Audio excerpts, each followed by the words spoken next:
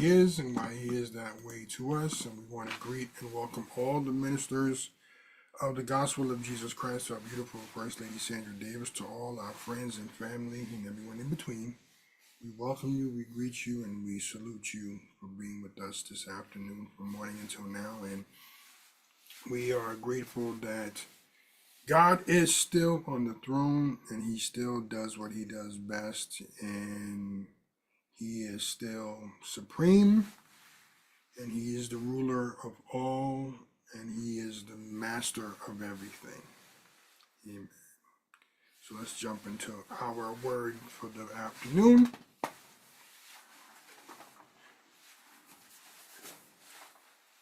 It's coming from Genesis chapter 41, verses 9 to 13, and it says, Then spake the chief butler unto Pharaoh, saying, I do remember my faults this day.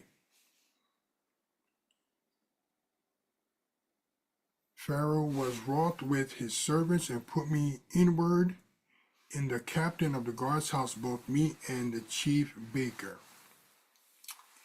And we dreamed a dream in one night, and I and he, we dreamed each man according to the interpretation of his dream. And there was there with us a young man, a Hebrew, servant to the captain of the guard. And we told him, and he interpreted to us our dreams. To each man according to his dream did he interpret. And it came to pass, as he interpreted to us, so it was. Me he restored unto mine house, and him he hanged. Amen. And the word of the Lord is blessed. And the word of the Lord is blessed. Okay, so today, our subject is the butler did it. The butler did it. The butler did it. The butler did it.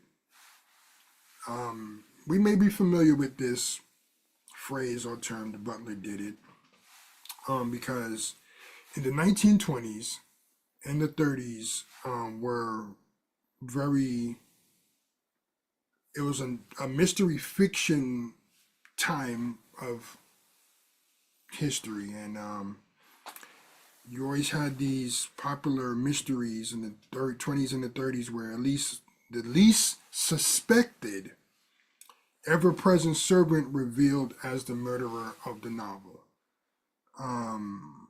It was the butler frequently in the background, witnessing everything but disregarded by investigators, making a shocking reveal at the end of the story.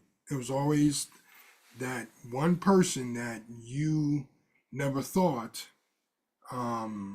was capable of committing the crime or the act that you never suspected.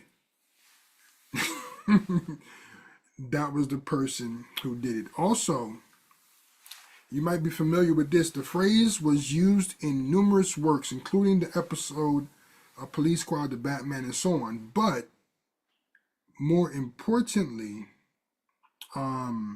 Agatha Christie mystery novels.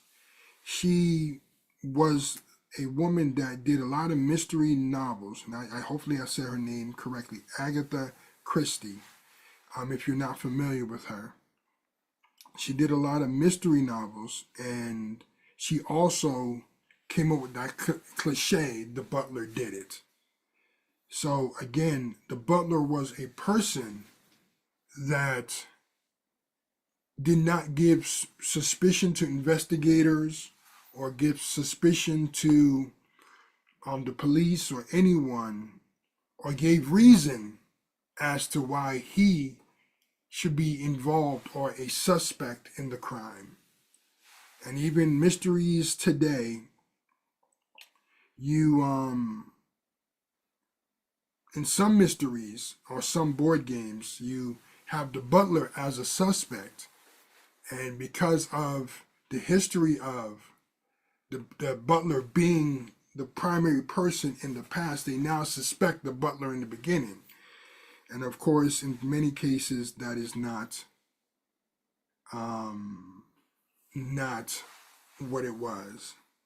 But today we're talking about the butler, and y'all pray with me, pray for me.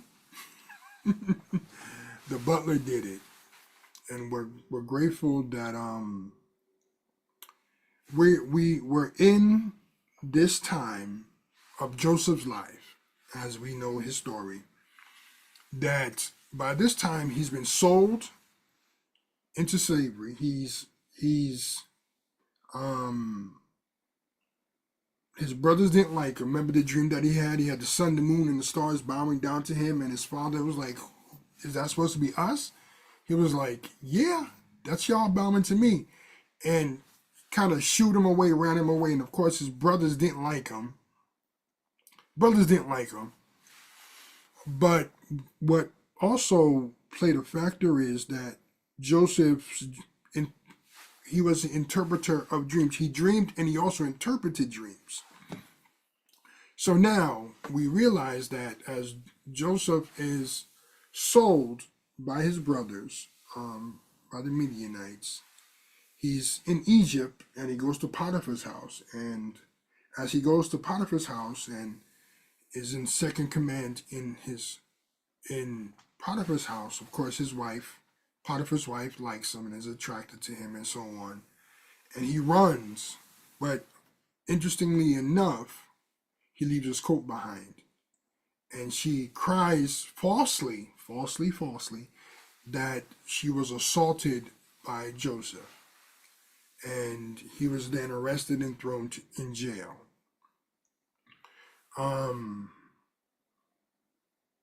Well, I'm gonna get to that in a second. All right, give me a minute. I'll get to that in a second. So now, as Joseph is in jail, have you ever found favor in a prison? Have you ever found favor in a prison?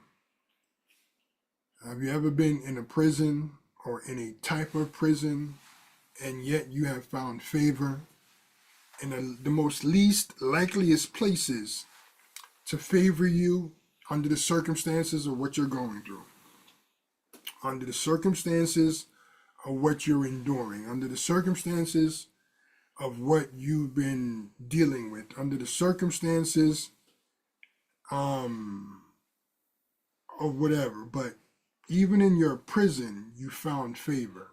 Even in your deepest part of the dungeon, you found favor, because that's what Joseph is experiencing now. He's experiencing favor in a prison. So he found favor in Potiphar's house, and he's found favor in a prison. So from the pit to prison, he's found favor. From the pit to prison, the pit, Potiphar's house, and now prison, he's found favor. And he was there for a period of time, as we know. And as he realizes the favor of God that's on him, he does his daily chores and his daily activities. And ironically, in this time of or season, ironically, the baker and the butler get thrown in jail. The baker and the butler get thrown in jail. The baker and the butler. Now, these are men that serve the, matter of fact, they are the chief baker and the chief butler, meaning they're in charge of the group of people that serve the king. They're in charge of the pastries. They're in charge. The baker's in charge of the food. He's in charge of the desserts. He's in charge of the presentation of what's going to go to Pharaoh. He's in charge. And the butler, we're going to get to him in a second. But the baker, he's in charge of all the food. He's in charge of making sure everything looks clean, everything looks pretty, everything looks attractive, everything looks the way it's supposed to look, because he's a chief butler. He has people serving him, so he's in charge.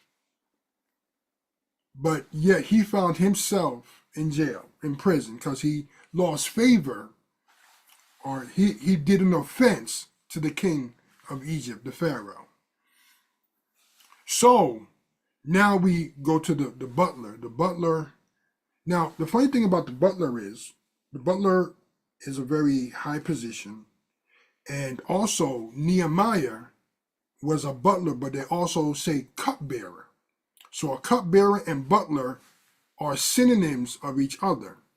So a butler and a cupbearer are synonyms of each other. So Nehemiah also was a cupbearer, and you also have this cupbearer, and which is also specifically a butler in that regard. But the point is, the responsibility of okay, let me get there. The responsibility of the butler is to taste test the wine to make sure it's not poison, because the Pharaoh has enemies all over the place. The king has enemies all over the place, and it's your responsibility as the butler or cupbearer to drink the water, the wine, the juice, whatever's given from the same pitcher or same object that you're going to serve the king or the Pharaoh. You got to be the taste tester. You got to taste it before he tastes it. You got to taste it before it's served to him and or his family. So it's a very prestigious position, though the possibilities of death are there as well. But yet, he being the leader or the man in charge, he had to taste the wine first. And I'm not yeah. So he being the chief butler is the first recipient of the wine. So now, the Bible doesn't tell us specifically what the offense was, but yet there was an offense of the butler and the baker, which led them in the ward, in the prison. Whatever they did, or whether they didn't do, or what they were supposed to do, it led them into the position in the ward in the jail. Can I just throw this at you? Can I just throw this at you? Sometimes people are thrown in jail with you for you to meet them at the right time. Wait, hold up. No, stop. Sometimes you're thrown in jail at the right time to meet the right person, to put you in the right place, in the right season. I hope that made sense. Sometimes people meet you in prison for the right time, the right place, the right season of your life. So when it's time for the right time of elevation, you're remembered. So if you're in a prison right now of any type, God has either sent you someone or is sending you someone to meet you at the place where you're at. So at the right time, at the right place, at the right season of your life, God's going to pull you out. Okay? All right. Hope that helps you. It's going to pull you out. They're going to pull you out. So don't think because you're in a type of prison or a version of a prison or however as you deemed it to be, doesn't mean that God hasn't sent you someone where you're at to help you get to where you belong in the right time of your life. But Pastor, no, I understand it, but we're just using the word of God. We're just using God's word today. We're not using our emotions, our feelings, our thoughts. We're just using the word. We're just we're just using the word. And so God sent these two men to prison, favorable men of Pharaoh and highly positioned men in Pharaoh to jail because of an offense that they did. But as we're realizing, it was a part of God's perfect plan. You may not see it today as a part of God's plan, but it's a part of his plan. You may not understand why things are happening and things this and things that and things, all that sort of stuff, but it's a part of his plan. Just because you found yourself in a position or a situation doesn't mean God didn't know about it, and God didn't know how to bring you out, and God didn't know how he was going to bring you out. It doesn't surprise God of your situation. It doesn't surprise God of your circumstance. It doesn't surprise God of your emotions. It doesn't surprise God of what comes to mind. God has a plan of bringing you out. I'm going to say it again. God has already made provisions to bring you out. And God has a strategy of bringing you out. I know the prison is dusty. I know it's dirty. And I know that there's a whole bunch of mice and rats and spiders and all sorts of stuff going on. The food is bad. The water tastes bad. There's a smell. There's a odor. You got mold and mildew in your cell. I get all of that and I understand that. But well, there's a song that we sing, and I'm having a chorus flashback, where the song says, "It'll soon be done. When the troubles and trials, when I get home on the other side." Right? So it'll soon be done. The troubles and trials, when I get home on the other side. So, and we ain't gonna go through the whole thing, but but you have to understand it'll soon be done. It'll soon be done when I get now. All right. So now we understand that the baker, the butler, and Joseph are now in prison together, and I'm sure conversation has. Hold up. And I'm sure they question, how is this prisoner in second command of the guard in prison, and yet you are imprisoned just like me? And sometimes when you ask people, why do you smile? Why are you happy? Why are you joyful? Though you're going through, their answers are different and it fluctuates from person to person. But the response could be this. How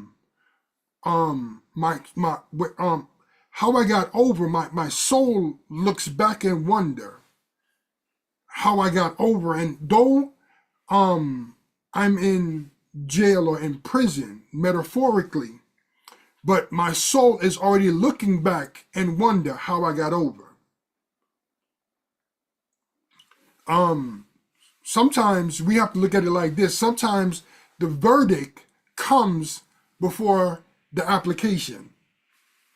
Sometimes the verdict comes before victory. The verdict comes before, sometimes the verdict has to come before I'm victorious. And sometimes the verdict has to come before I know the outcome. And sometimes the verdict has to be established before I know how I'm getting out of this. even though I'm innocent and even though I ran and so on, but the verdict has to come down from the judge for me to be placed in where I'm at to understand where I'm going. All right. So the verdict may have come down on you, but it's also to help you to get where you're going. All right, let's get back. So now we realize that the baker and the butler are in the same jail, obviously with Joseph. So they both wait, hold up.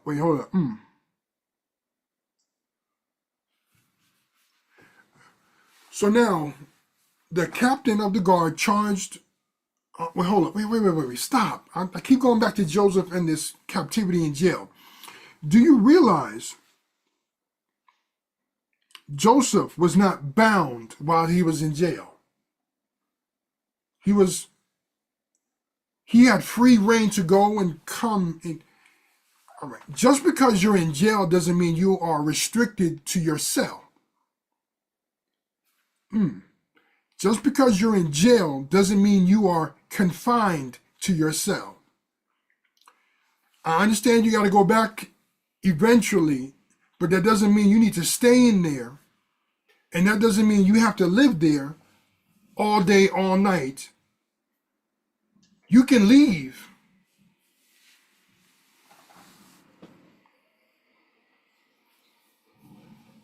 You can leave your cell. I just need to say that. I just need to say that. I just need to say that. I just need to say that. And Joseph came unto them in the morning and looked them, and behold, they were sad. And he asked Pharaoh's officers that were with him in the ward of the Lord's house, saying, Wherefore look he so sadly today? And they said unto him, We have dreamed a dream. We have dreamed a dream, and there is no interpretator of it. And Joseph said unto them, Do not interpretations belong to God? Tell me then, I pray you. And the chief butler told him of his dream to Joseph. And he said, In my dream, behold, a vine was before me. And the vine, there were 3 branches, and it was, though it budded together, and their blossoms shot forth, and the clusters thereof brought forth wine grapes. And Pharaoh's cup was in his hand, and I took the grapes and I pressed them into Pharaoh's cup and gave the cup into Pharaoh's hand. So Joseph said, the interpretation thereof, 3 days, the 3 branches are 3 days. Okay.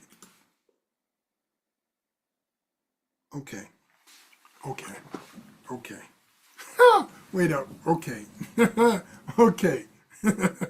All right, Myron.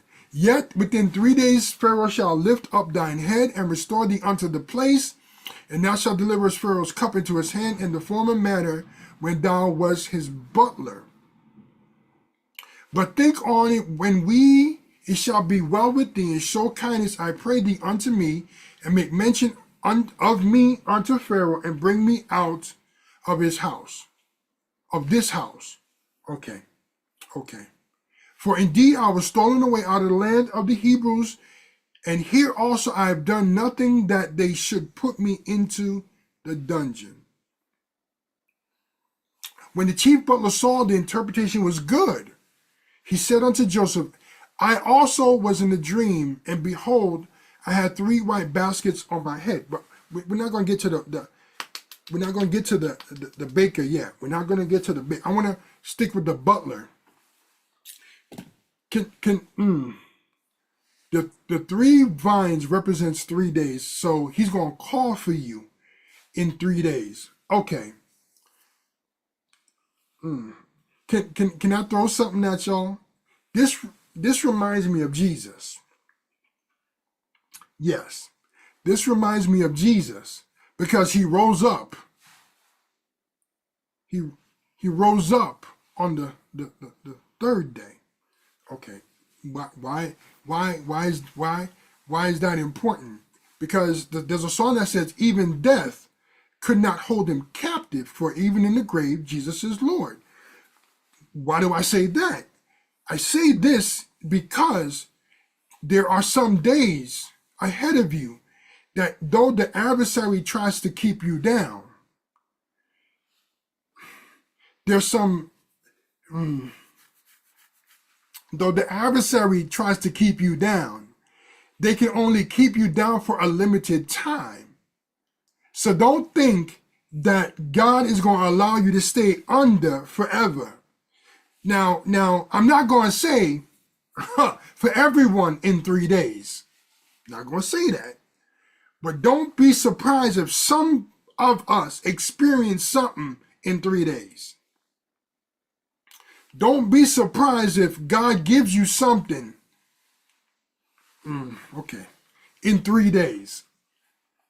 Because if he rose on the third day, and if God is telling us Pharaoh is about to elevate you in 3 days, then God is saying to someone, something's about to happen in 3 days. I hope that helps you. I hope that assists you. I hope that encourages you. Now, I ain't gonna say everybody. I can't say everybody, but you check 3 days on your calendar and let God know if it's true or not. Give God 3 days. That's it. Just give God 3 days. Give God 3 days. If he rose his son on the third day, what can he do for you on the third day? If he brought captivity captive and rose up from the grave what can God do for you in 3 days? I don't know. What can God do for you in 3 days? I just need to ask that question and ask y'all again. What can God do for you in 3 days? Do you understand the significance of the three? Now, we didn't get to the baker yet. We're going to get to him in a second, but I need you to understand, whatever God has planned for you, and whatever God has moved and shifted for you, it ain't going to happen for everybody. But there's something that he set up. Let's get to the baker. Let's get to the baker. All right. Let's get to the baker. Let's get to the baker. Oh boy. All right. When the chief baker saw that the interpretation was good, he said, wait, hold up. No, we're going to get to that afterwards. He said to Joseph, my dream, behold, I had 3 white baskets on my head. And the outermost basket of the manna was the baked meats of for Pharaoh, and the birds did eat them out of the basket upon my head. And Joseph answered and said of the interpretation, there were the 3 baskets are 3 days, wherewith in 3 days Pharaoh shall lift thy head from off of thee, and hang thee on a tree, and the birds shall eat thee of thy flesh. So we have opposites, obviously. So he anticipated something good because of what happened for the butler. But the baker realized that in 3 days, hold up. Okay, God. All right.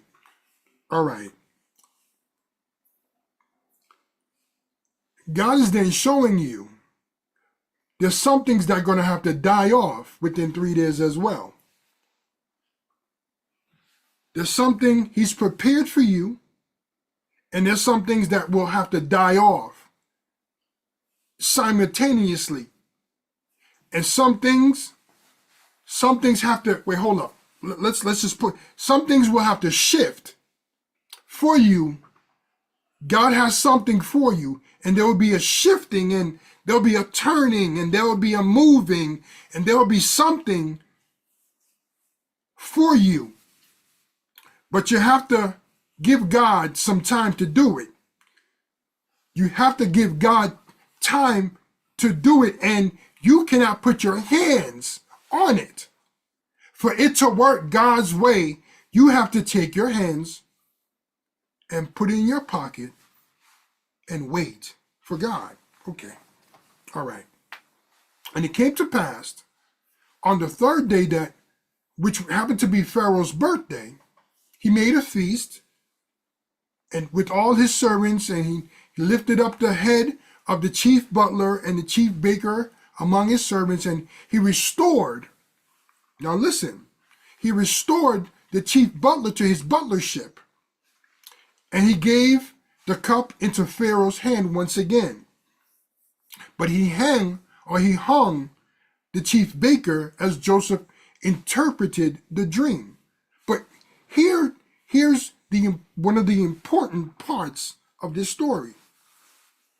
Yet did not the chief butler remember Joseph, but he forgot him. Yet not he remembered Joseph, the chief butler, remembered Joseph, but he forgot him.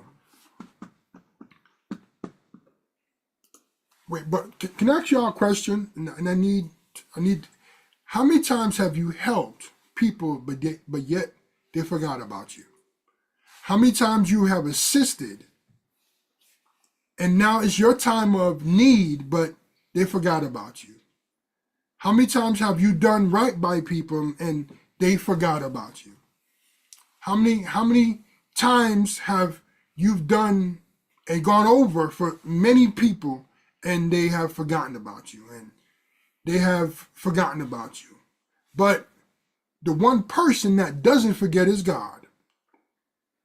God takes record of what we do, and God knows the intentions of our heart. The chief butler forgot because he got his position back. And God, but hold up, hold up. But hold up. Let me ask y'all a question. Do you think God purposely allowed the butler to forget Joseph? Do you think that God allowed the butler to forget Joseph? Wait, hold up. Sometimes it's necessary to be forgotten, because at the right season, God will remember you. Sometimes it's good to be forgotten, because at the right season of your life, God will send someone to remember you. Wait, I'm going to say it again. Sometimes, have you ever received a phone call or a text message from someone, and it's been so long, and you done forgot, you don't remember the last time they called you or they sent you a text, but it's been that long that, and they say, oh, you know what, you just crossed my mind, and you just crossed my mind, and I was just thinking about this, or your number, or whatever the conversation may be. God had to remind someone about you. Wait, hold up. But hold up. We're going to get there. We're going to get there. So now we move on. The baker is dead and the butler is back in his position. The baker is dead and now the butler is back in his position.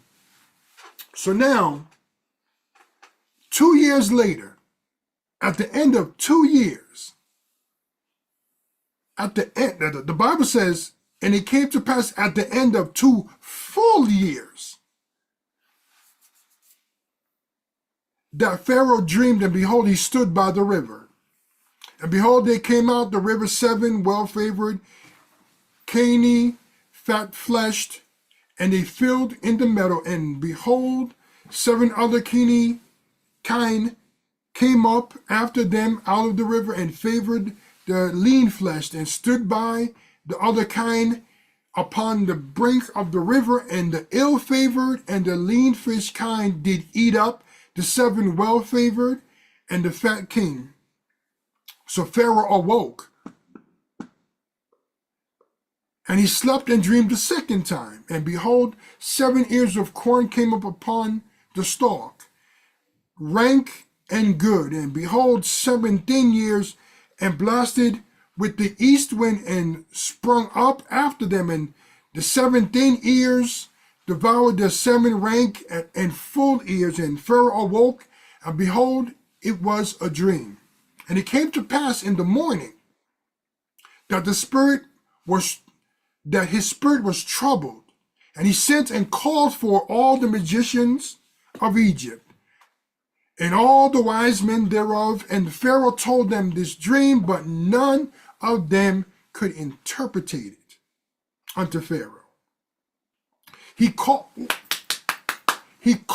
what was familiar. Pharaoh called what was familiar. Pharaoh called what was familiar, and God allowed that which was familiar, it could not interpret the dream. Okay. All right. So now we get to the meat of the story, because now the butler did it. And the butler said unto Pharaoh, he said, I remember when I was not in your favor and my faults were before you. But when you were mad with me and you put me in the ward in the captain of the guard's house, both me and the chief baker, we dreamed a dream one night, and I and he, and we dreamed each man according to interpretation of his dream. But there was a young man, a Hebrew, a servant to the captain of the guard, and we told him our dream, and he interpreted our dreams, to each according to his dream did he interpret. And it came to pass, as he interpreted it to us, it restored me back to you, but the baker got hung.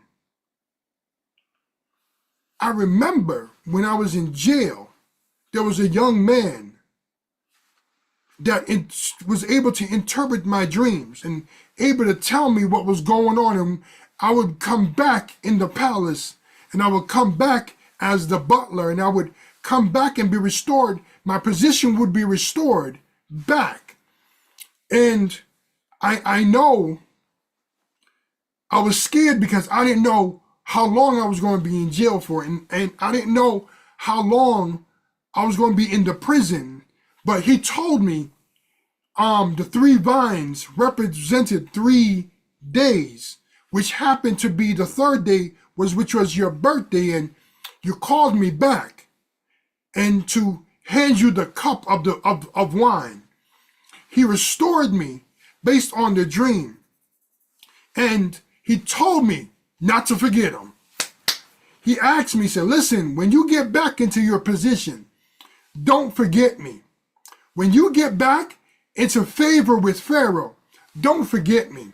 And I know God, I know Pharaoh, it was at least 2 years ago or so, but your dream triggered me to remember a young man that helped me get back in favor with you. And I know sometimes we go through long periods of feeling forgotten, and long periods of feeling abandoned, and long periods of feeling out of place. But God is reminding me to remind you that yes, it's been a while, but God has put you on someone's mind. And they may not be the butler, so to say. And they may not be in a position of authority, so to say. But they are going to remember you.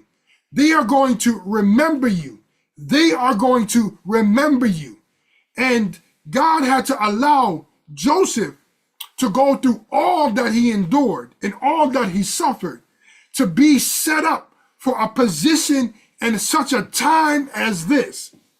Don't find it funny or find it coincidental in what you're facing. God didn't set you up for something greater than what you're experiencing now. Don't find it funny or coincidental that God said, I need to put you in a position to serve even in the jail, even in Potiphar's house, and go through that pit experience and go through the running away, because I'm going to set you up for elevation. Wait up, wait up, wait up. God allowed the butler to do it, to set Joseph up for what's to come. Wait. So I understand the story's not done yet, but also your story ain't done yet. Your story's not done yet. Your chapter's not done yet. The pages of your life are not done yet. Your book, the book of life, your autobiography is not done yet, because Jesus is the author and the finisher of your faith. Wait, he writes the pages daily, and he walks with me, and he talks with me, and he tells me that I am his own, and the joy we share as we tarry there, none other has ever known. So wait, how can an autobiographer know my story? They have to walk with you. They have to talk with you. They have to see you in your life circumstances. They have to sit down with you. They have to make sure the information is credible and the information is right. You have to understand, as he walks with you, he's writing down. As he talks with you, he's writing down. And he tells you that you are his own. And even though he's writing down pages of your autobiography, and he's writing down the storyline of your life, even though there's some hills and some valleys of your experience, but God is letting you know it ain't over yet. It ain't over yet. The butler did it. The reason why you're about to be elevated, the reason why God remembered your name, because the butler did it. The butler did it. It's not any mystery novel or any mystery crime mystery, but the butler who God allowed to go to jail to have a dream and get the interpretation thereby, and understanding who Joseph was, after Joseph specifically said, please don't forget me and remember me when you get back into the palace. And the Bible says, and the chief butler remembered not Joseph, but he forgot him. You have to realize something. People will forget. People will not understand. People will mismanage their thoughts. But God has placed a butler in your life to let you know it's been 2 years.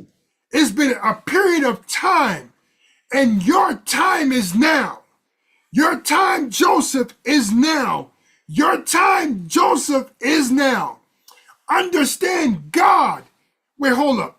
I need to go to Isaiah.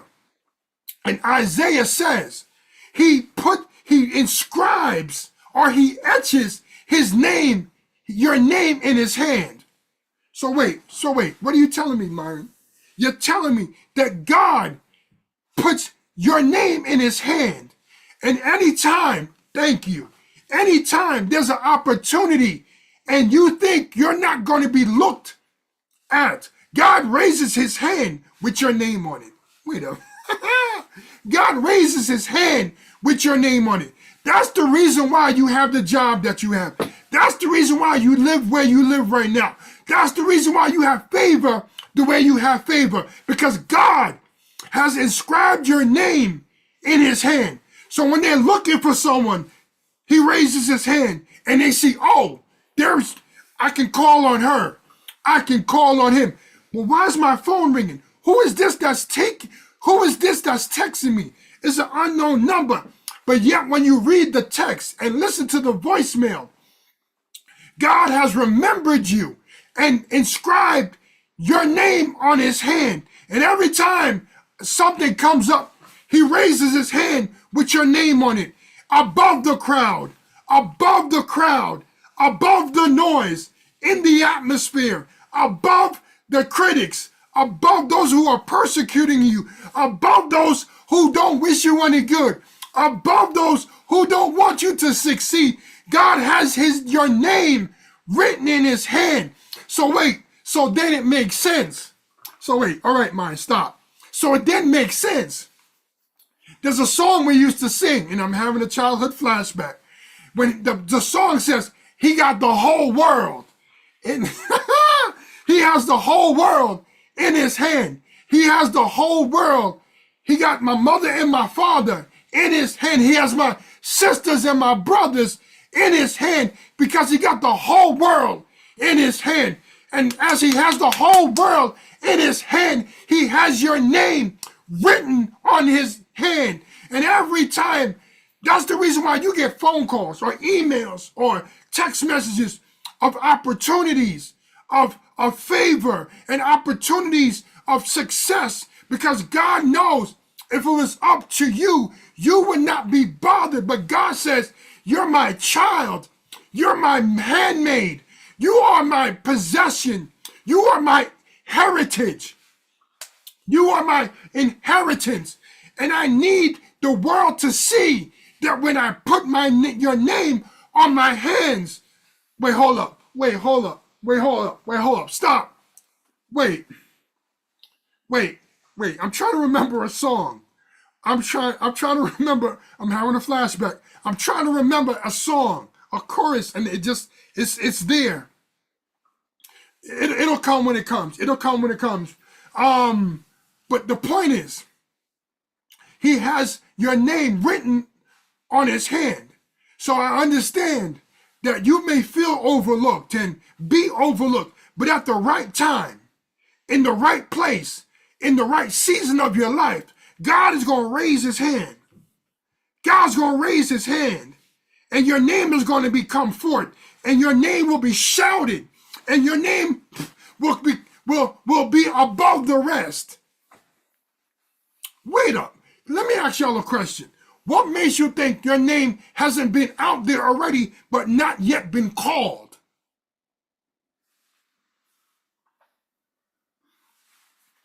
What makes you think God hasn't already raised his hand with your name inscribed? And it's only time that is. So wait. So you're telling me, God, that Joseph's name was already written in your hand, but it had to be timed for, it was in the right season for Joseph to be called out of the prison. My God, today. It wasn't the right season for Joseph's name to be called to Pharaoh. It wasn't the right time. It wasn't the right season. It wasn't the right opportunity. If it wasn't the right situation, it was not the right circumstances for Joseph's name to be called. God's hand had Joseph's name inscribed in it. And God allowed a dream of what's to come be placed in Pharaoh's mind and trouble him, and allowed Pharaoh's magicians and all his counsel and all to try to interpret it. Wait, hold up. So you're telling me that God purposely blinded the minds of Pharaoh's people to give space to Joseph to interpret his dream? Wait. I hope this is all making sense to y'all. I hope this is making sense. You have to realize God is about timing. God is about timing. We worry about everyone else and their time. We don't worry about what God's timing is. And sometimes you feel you're ready, and sometimes you may be ready, but that's not God's time for you to shine, or for you to be elevated, or for you to be promoted. And sometimes you have to be refined, even again in the fire, even in the ward of the prison, the guard's house.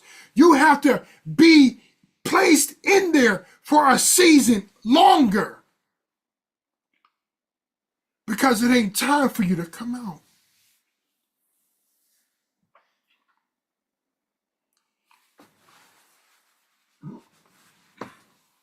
Hold up. For those of you that cook, and there's many of you that cook, if you prepare the food and you turn off the stove too early, then the possibilities of someone getting sick are greater. Ooh, okay, God, thank you. Sometimes, and work with me in this concept, sometimes it's good to kind of overcook some foods, because if you prepare it or give it too soon, it can cause someone to get sick. Sometimes it's okay to let it cook a little bit longer. Ooh, okay, God, thank you. Sometimes you have to turn the fire down to cook it longer for it to process even the more. What am I trying to say? The fire is set at a certain temperature, but for it to be cooked a little bit longer, you sometimes turn down the stove. You turn down the flames. You simmer it down to let it simmer or cook a little bit longer, because it needs that extra time. What am I trying to say? Sometimes God has a pre-exposed temperature in your situation. And when he knows you are ready, sometimes he turns the heat down to slow cook you and to simmer you, because it's only a matter of time before he's going to serve you. Okay. He's going to serve you. So God needs you to understand that some things take longer than others because it's not the right time to be served. So now Joseph, we got to go back to Joseph. So Joseph's name is called. Wait, stop. Sometimes your name is called in the wrong circles, but there are other times when God allows your name to be called in the right circles, in the right ears of the right people, in the right season, even of their lives. So it's not about only your season, it being right. It has to be right for the season of the person that's going to.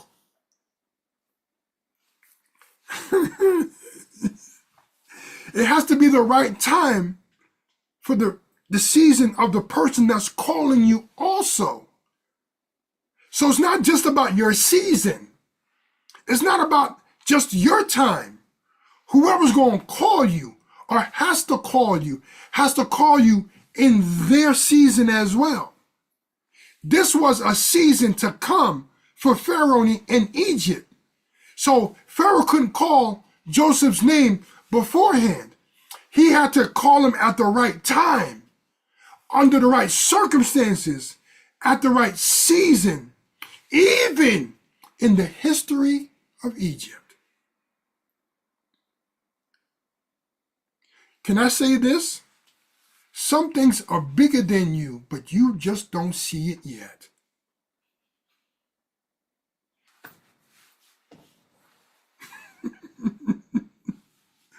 Some things are bigger than you, but you just don't see it yet because you are stuck being in the prison and not realizing the prison is preparation.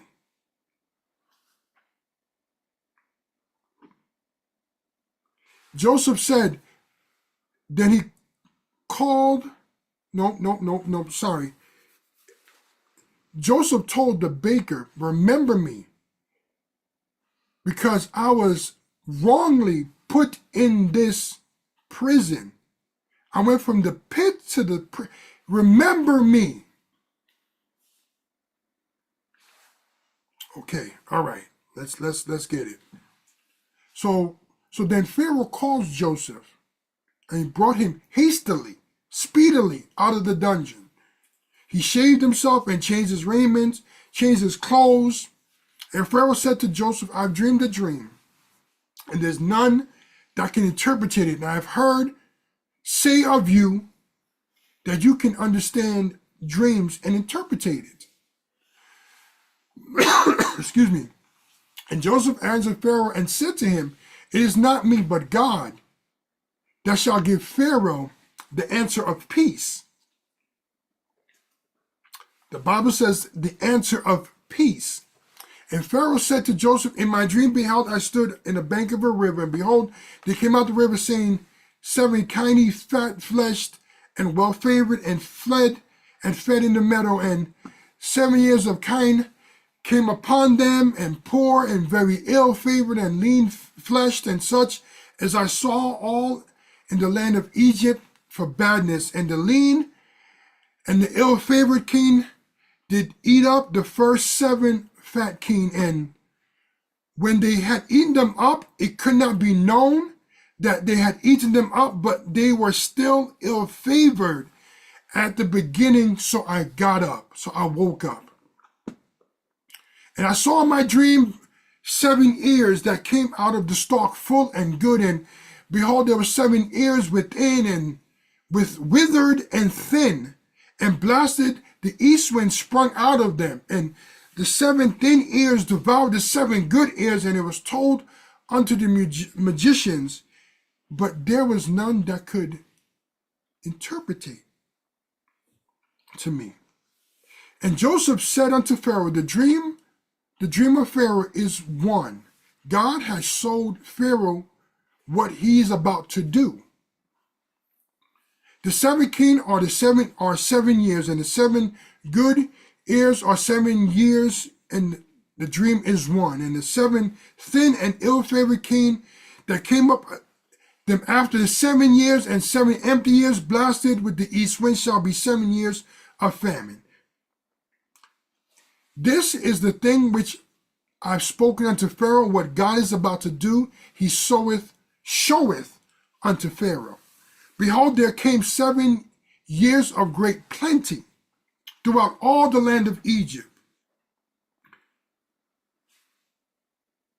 And there shall arise after them 7 years of famine, and all the plenty shall be forgotten out in the land of Egypt, and the famine shall consume the land, and the plenty shall be known in the land by reason of that famine following, for it is very grievous. And for the dream was doubled unto Pharaoh twice. It is because the thing is established by God, and God will shortly bring it to pass. Wait, hold up. Yes. Now, therefore, let Pharaoh look a man discreet and wise, and set him over the land. Wait, hold up. No. Have you ever prophesied yourself into a position?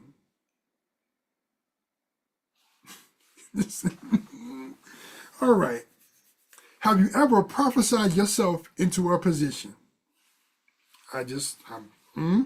Let Pharaoh do this, and let him appoint officers over the land, and take a 5th part of the land of Egypt in the 7th plenteous years, and let them gather all the food of those good years that come, and lay up corn unto the land of Pharaoh, and keep food in the cities, and that food shall be for store in the land, even the 7 years of famine, which shall be in the land of Egypt. The land shall perish not through the famine.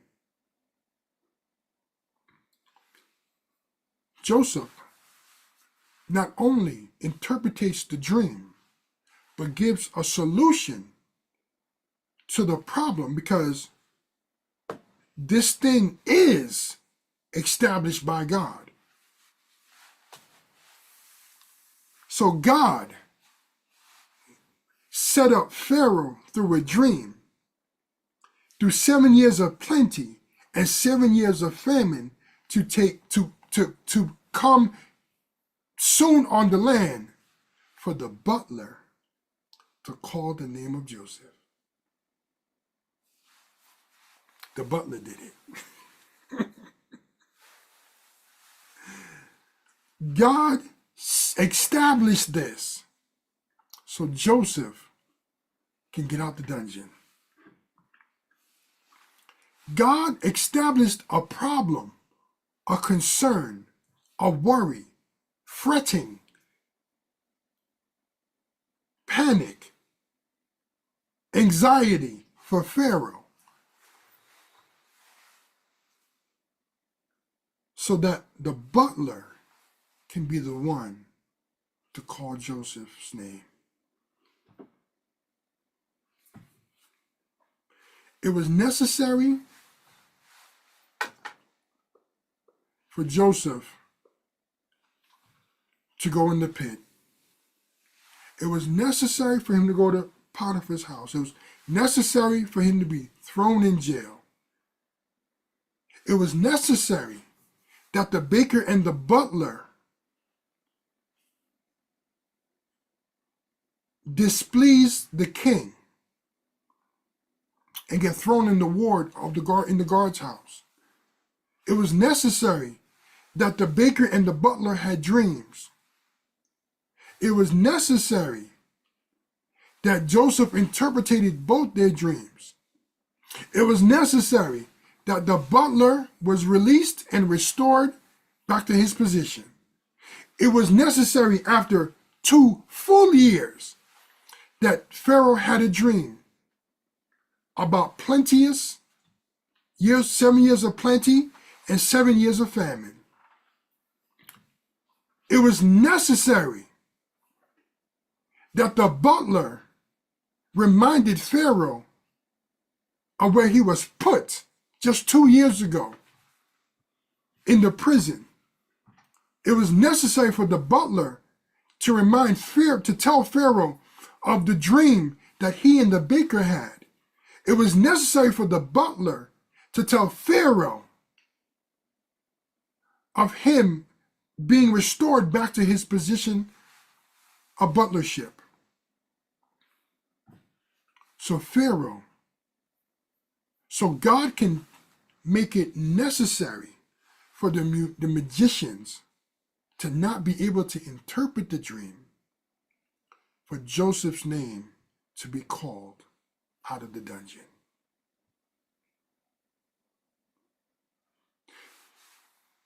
And as necessary as Joseph's interpretation of the dream and giving a solution,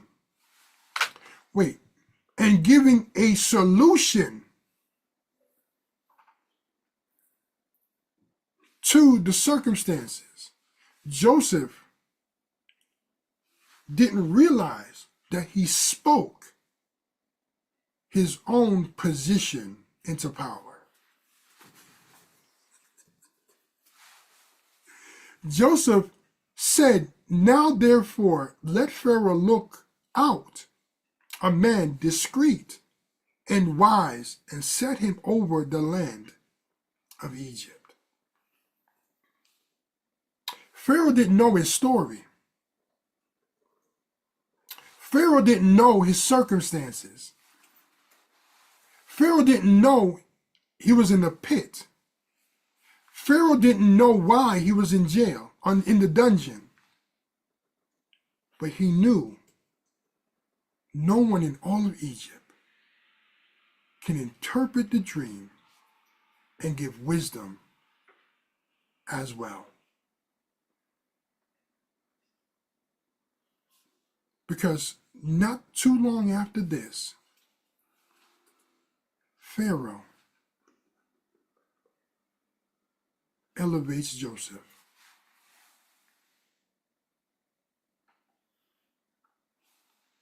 And Pharaoh said unto his servants, "Can we find such a one as this, a man in whom the Spirit of God is?" And Pharaoh said unto Joseph, "For as much As God has showed thee all this, there is none so discreet and wise as thou art. Pharaoh used Joseph's own words to promote him.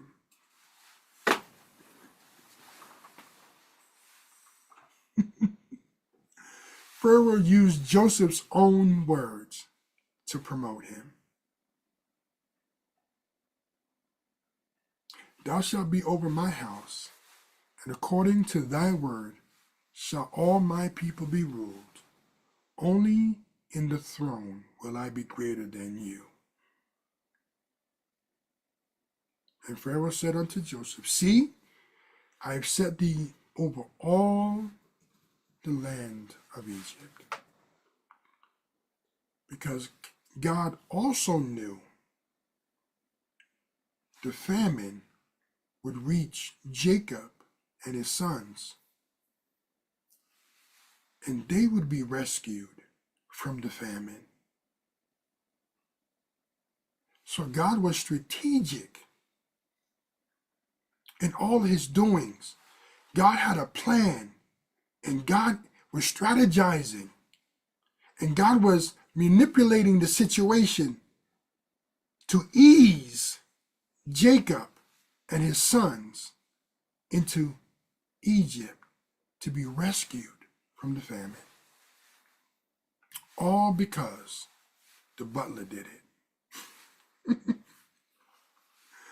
All because the butler remembered Joseph. It may have taken some years, but the butler did it. God has sent a type of butler in your life to remember your name in the right season of not only your life, but their life as well. The butler did it.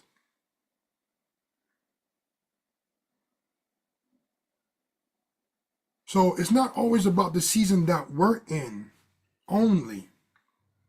It's about the season of those who are sent to us as well. That's important too. Wherever they go or have gone, wherever they settle to or at, don't think they forgot your name.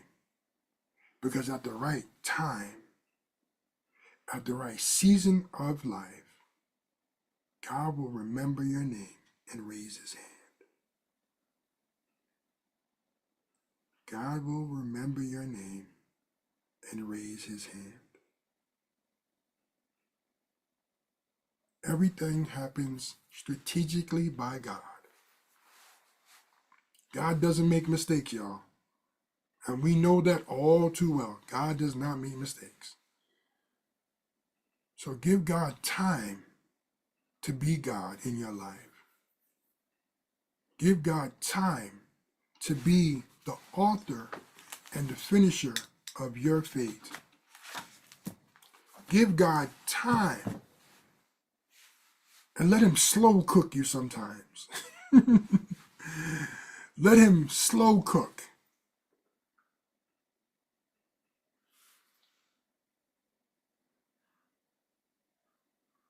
And let him simmer you. Because when you are presented to the world, it's going to be at the right time and the right season of your life. I pray that this has made sense to you. I pray that you're encouraged. I pray that God has said something to help you. I also pray that you realize it's not only about your season, but it's about the season of the people that come in your life as well.